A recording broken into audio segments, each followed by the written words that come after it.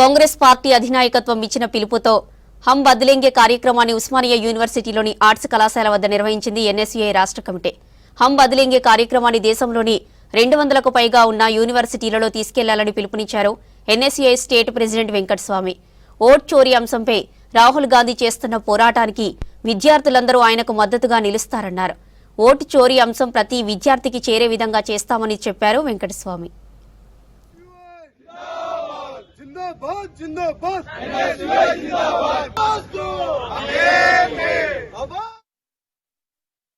తెలంగాణ రాష్ట్ర NSA committee ఆధ్వర్యంలో ఉస్మానియా యూనివర్సిటీలో హమ్ బద్లేంగే అనే ఒక క్యాంపెయిన్ ని లాంచ్ చేయడం జరిగింది.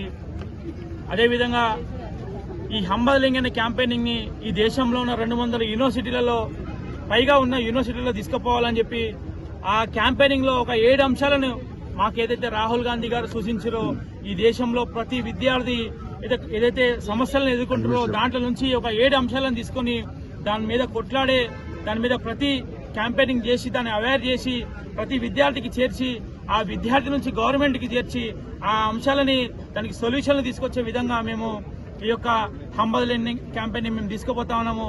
దాంట్లో భాగంగా తెలంగాణ రాష్ట్రంలోని ఉస్మానియా యూనివర్సిటీకి ఇక్కడ నుంచే స్టార్ట్ చేయడం జరిగింది.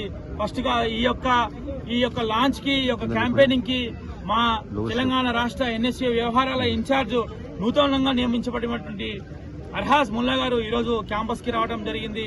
దాంతోపాటు ఇక్కడ ఉన్నటువంటి ప్రతి విద్యార్థిని కూడా మేము వెళ్లి ఏదైతే అంశాలు ఉన్నాయో వాళ్ళకి వివరించే విధంగా మేము ముందుకు పోతామని చెప్పేసి ఈ సందర్భంగా మీకు తెలియజేస్తా ఉన్నాం.